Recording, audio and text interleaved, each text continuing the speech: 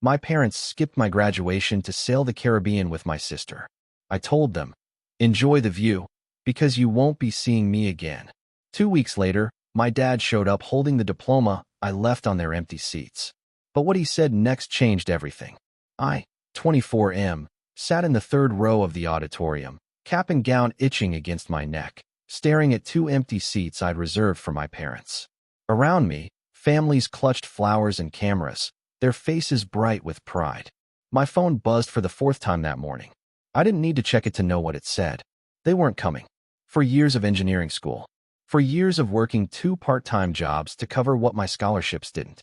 For years of watching my younger sister get handed everything on a silver platter while I fought for scraps of attention. And on the one day that was supposed to be mine, they were somewhere in the Caribbean, celebrating her 21st birthday on a cruise I couldn't have afforded in my wildest dreams. The dean called my name. I walked across that stage alone, shook hands with strangers who meant nothing to me, and accepted a diploma that suddenly felt worthless. The applause was polite, distant. I looked out at the crowd one more time, hoping against hope that maybe they'd surprised me, that maybe they'd cared enough to show up late. But those 2 seats remained empty, mocking me with their vacancy.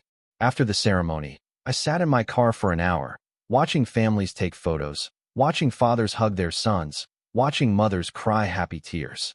My phone kept buzzing. Texts from Mom about how beautiful the ocean was. Pictures from my sister of cocktails and sunsets. Not a single message acknowledging what today meant to me. I drove to their house. They'd given me a key years ago, back when they still pretended I was part of the family. The place was dark, quiet, exactly as they'd left it. I walked through rooms filled with photos of my sister's accomplishments, her cheer trophies, her pageant crowns, her high school graduation pictures covering an entire wall.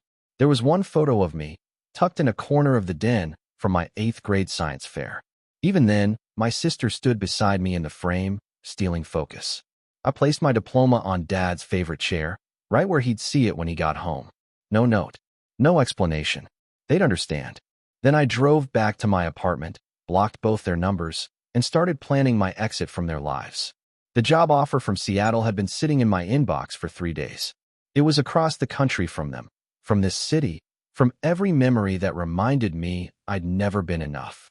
I accepted it that night. 2 weeks to pack up my life and disappear. 2 weeks to become a ghost.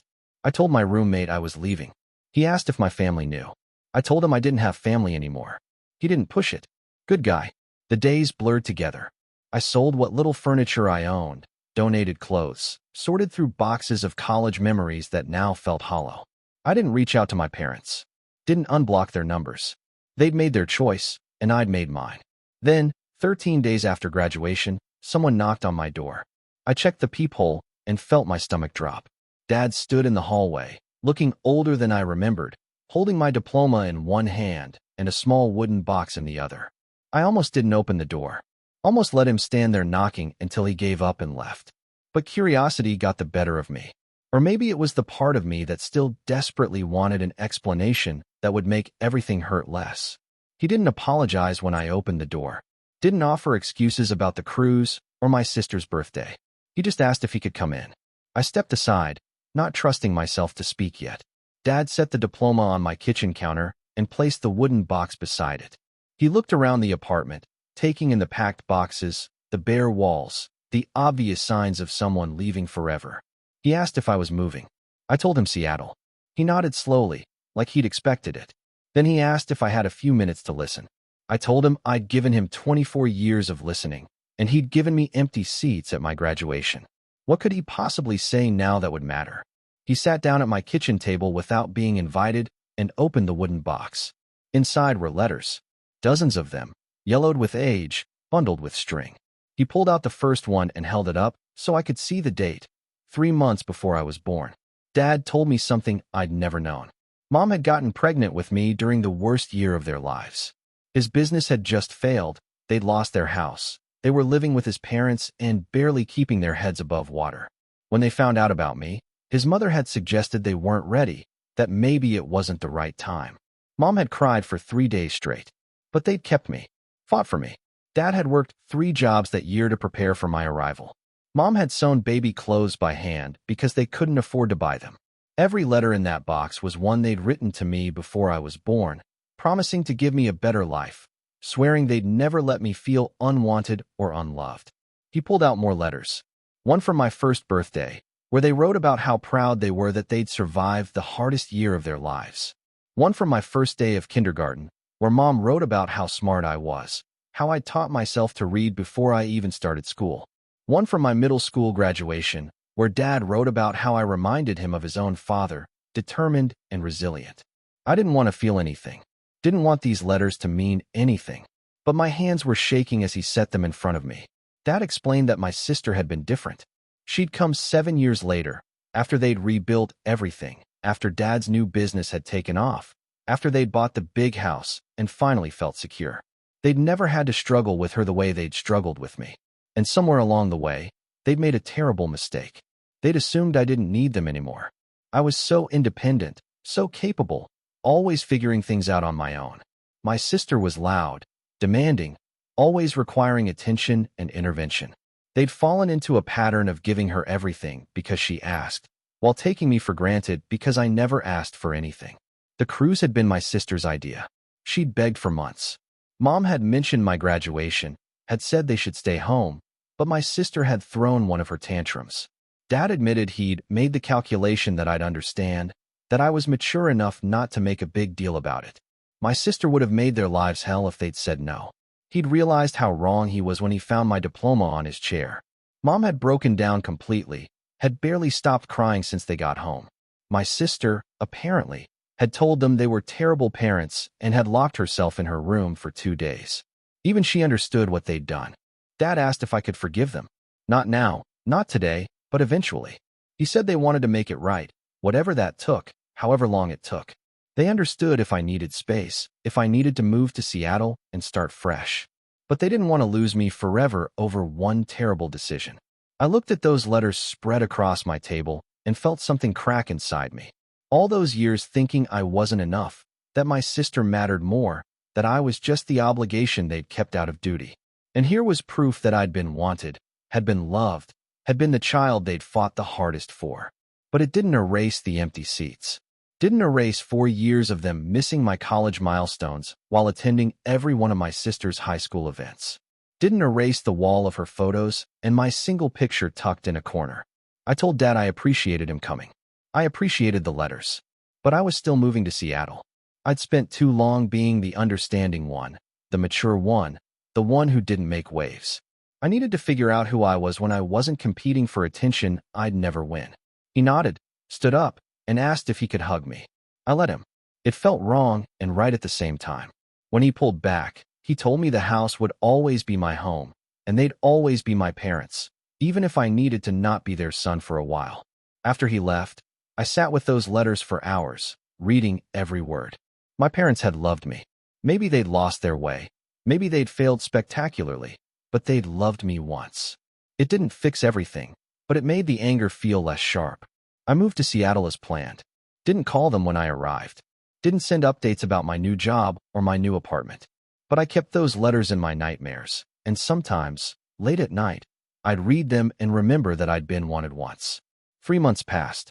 I threw myself into work, made new friends, built a life that didn't include the weight of being the forgotten son. My boss loved me. My coworkers respected me. I was good at what I did, and people noticed. For the first time in my life, I felt seen. Then my sister called. I'd forgotten to block her number when I'd blocked my parents. She asked if we could talk. I almost hung up, but something in her voice stopped me. She told me she'd moved out, got her own apartment, got a job, cut off the money pipeline from our parents. She said watching them break down after I left had shown her what she'd become. She'd been selfish, entitled, completely oblivious to how much she'd taken from me. She didn't expect me to forgive her, didn't expect anything, really. She just wanted me to know she was trying to be better. I asked her why she cared now.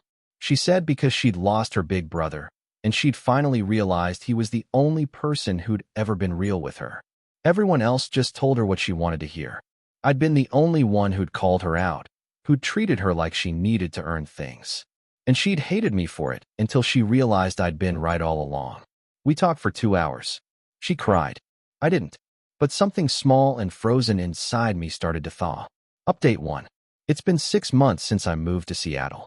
6 months since Dad showed up with those letters and cracked open something I tried to seal shut. I haven't gone home.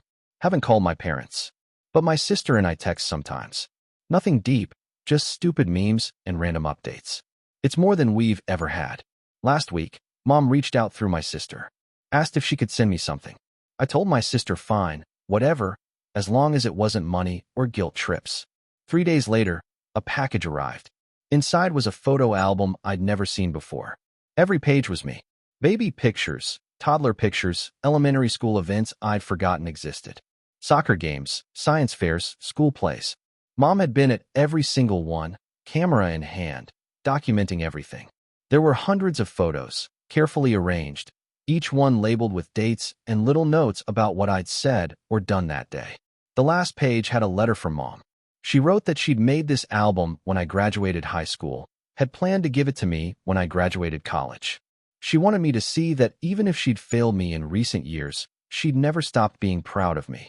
Every award I'd won, every goal I'd achieved, every time I'd picked myself up after failing, she'd been there, watching, loving me even when she'd forgotten how to show it.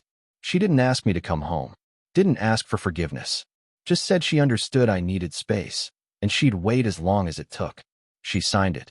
Your mother, who loved you first and will love you longest. I called my sister and asked what the hell Mom was trying to do. My sister told me the truth. Mom had been in therapy since I left. So had Dad. They'd both been diagnosed with something called parentification.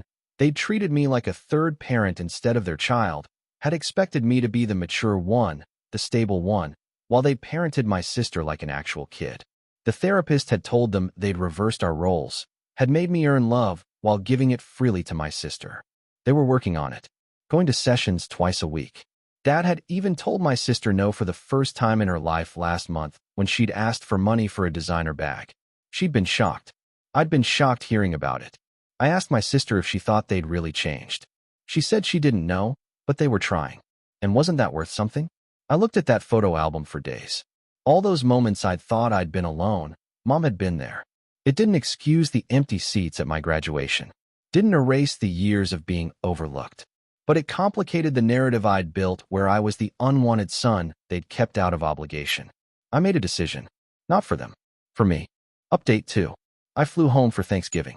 Didn't tell anyone I was coming. Rented a car, drove to my parents' house, and stood on the porch for 10 minutes before ringing the doorbell. Mom answered. She looked smaller than I remembered, grayer, more tired. When she saw me, she didn't scream or cry or make a scene. She just smiled this small, sad smile and asked if I wanted to come in. The house was different. The wall of my sister's photos was gone. In its place was a gallery of both of us, evenly distributed, chronologically arranged. My science fair photo wasn't tucked in a corner anymore. It was front and center, 8 by 10, right next to my sister's cheer photo. Dad came out of the kitchen wearing an apron, covered in flour. He was making rolls from scratch, something his mother used to do.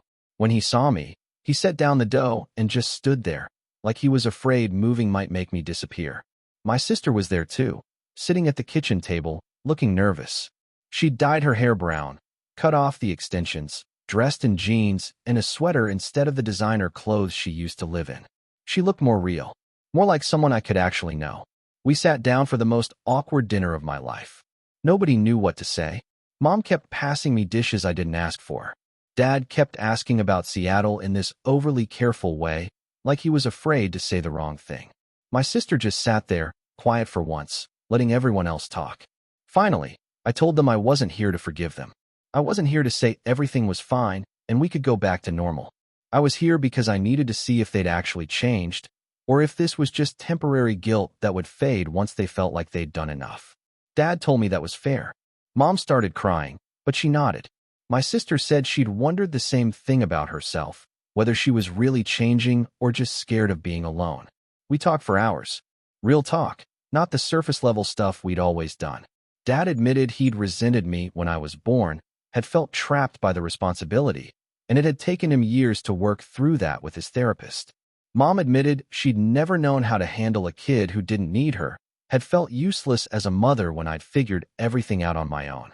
My sister admitted she'd known exactly what she was doing, had liked being the favorite, and felt sick about it now. I told them about Seattle, about my job, about the life I'd built where I wasn't the invisible son, about how good it felt to be somewhere nobody expected me to be the mature one, the understanding one, the one who didn't need anything. Mom asked if I'd ever come back. I told her I didn't know. Seattle was home now, but maybe I could visit sometimes. Maybe we could try to figure out what a relationship looked like when everyone was actually trying. That was 8 months ago. I've been home 3 times since then. It's still weird. Still awkward. My parents are trying too hard, overcompensating, and sometimes I want to scream at them that they can't fix 24 years in 8 months. But they are trying. Dad sends me articles about engineering, stuff he's actually read and wants to discuss. Mom calls once a week, and when I don't answer, she leaves voicemails that aren't guilt trips, just updates about her garden or a funny thing that happened at the grocery store. My sister and I got coffee last time I was home, and she told me about her job, how hard it was to start from the bottom, how much she respected me for doing it alone for so long. They're not perfect. I'm not perfect. We're all still figuring out how to be a family when we never really learned how. But last week, something happened that made me think maybe we'd get there eventually. I got a promotion at work, a big one, and I called my parents without thinking. Just picked up the phone and dialed. Dad answered, and I told him my news, and he shouted for Mom to pick up the other line. They both listened to me explain my new role, my new salary, my new responsibilities. And when I finished, Mom asked if they could fly out to take me to dinner to celebrate. Not to visit, not to impose, just to take me to dinner. One night. Then they'd fly home. I said yes. They came last weekend. We went to a nice restaurant downtown, and Dad asked intelligent questions about my work. Mom showed me pictures of the flowers she'd planted in her garden, told me she'd named one section after me because it was full of plants that thrived on neglect but flourished when given attention. My sister video called during dessert, just to say congratulations. When they left, Dad hugged me and told me he was proud of me. Not for the promotion, for having the strength to walk away when I needed to, and the courage to come back when I was ready. He said I'd taught him more about being a parent in the last year than he'd learned in the previous 24. I'm not going to lie and say everything's fixed. It's not. There are still moments when I remember those empty seats and feel the anger rise up again. There are still times when I see my sister getting attention and feel that old resentment flare. There are still nights when I wonder if I made a mistake giving them another chance. But there are also moments when Dad sends me a text out of nowhere telling me he loves me. Moments when Mom mails me cookies she's baked. Moments when my sister calls just to hear my voice because she's having a bad day and I'm the only one who doesn't judge her for it. I don't know what we are now. Not the family we were, that's for sure. But maybe something better. Something more honest. Something where nobody has to be perfect or invisible or constantly fighting for scraps of attention. My therapist asked me last session if I'd forgiven them. I told her I didn't think forgiveness was the point. The point was figuring out if we could build something new from the rubble of what we'd destroyed. And maybe, just maybe, we could. The diploma Dad brought me that day is framed in my apartment now. Not because it represents my achievement, but because it represents the moment everything changed. The moment I stopped accepting less than I deserved. The moment they realized what they'd lost. The moment we all had to decide if love was worth the work of earning it back. I still live in Seattle. I'm still building my life here. But home doesn't feel quite as far away as it used to. And those empty seats at my graduation don't define me anymore. They're just a scar now. Still there, still visible, but no longer bleeding. That's enough for now. Maybe someday it'll be more. Or maybe this is what healing looks like. Not perfect, not complete, but moving forward anyway.